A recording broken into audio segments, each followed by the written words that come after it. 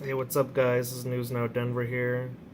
Just showing a story off of James Freeman's channel. Let's just take a listen.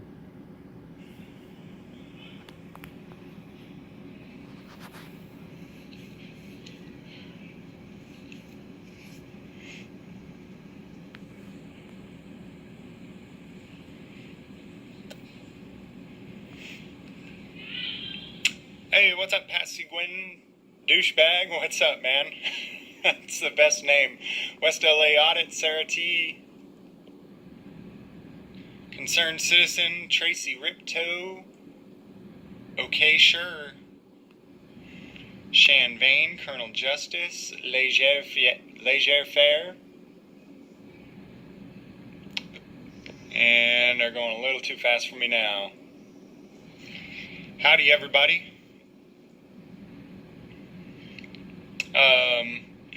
Has anybody heard about this story in Kent, Washington yet, where a police officer was run over, hit by a car, and killed?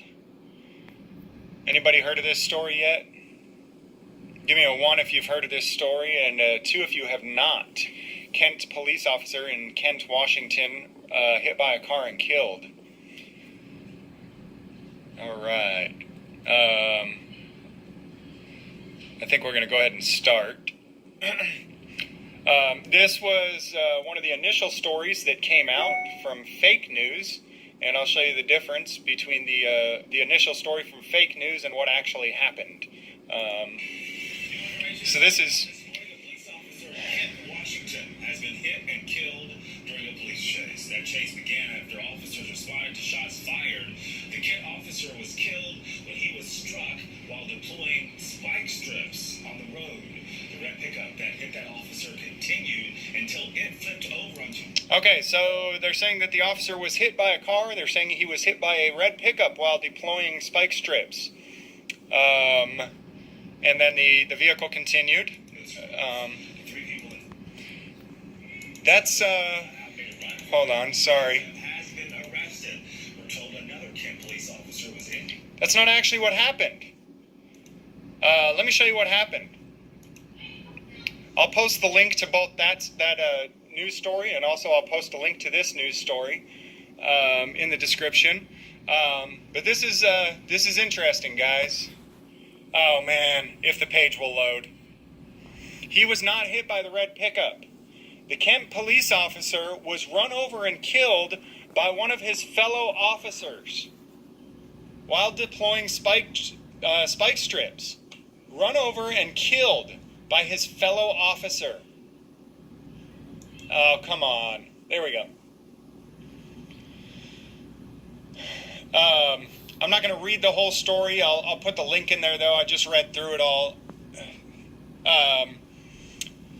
3 friends. Let's see. It's Emiliano Garcia, 16, is charged with second-degree murder and held in King County Jail on a $1 million bond. Garcia allegedly led a police chase after his friends fired shots in Sherry's parking lot during an argument with another group early Sunday morning. He didn't hit Morano's the officer, with his car during the chase. A fellow Kent police officer did. But prosecutors say he caused the fatal situation that killed Morano and severely injured the officer who ran over him. Hold on 1 second. Let me scroll down to the paragraph that I wanted to read. It looked like they were on a alcohol-infused and possibly even drug-infused crime spree. I think there was like 40-something or 39 shots fired at the scene. So, I mean, don't get me wrong, there was good reason for the police to be chasing them or trying to apprehend them. Don't get me wrong there, okay, guys? I get that. Hold on 1 second. They were at a bar, they were drinking, blah, blah, blah. Something happened, resulted in a scuffle. 39 shots were fired. That's what led to the pursuit. The police arrived. They took off. Morano is the one who set up the spike strips and radioed ahead. Spikes are ready, alerting the other officers that the truck had driven over the spikes. But as Williams approached the intersection, he accidentally hit Morano, killing him. Williams crashed into other vehicles, stopped in the left turn lane, and suffered a broken leg, which required lengthy surgery, reports say. So Williams completely lost control of his vehicle. He completely lost control. Hit and killed a fellow officer and crashed into multiple other vehicles. And guys, don't get me wrong. I'm not being one-sided on this. You don't get to fire 39 shots in a parking lot and then just get away with it. All right? I get that. But it doesn't change the fact that this officer who hit his fellow officer was clearly reckless and is clearly at fault for his own actions. So they've charged the teen with the murder of the accident. And it looks like here they've actually charged him with second-degree murder. I mean, at best, I'd say manslaughter. It's not. Anyways, and the Kent County or the Kent police officer that hit him should be just as liable. It was negligent on his part, right?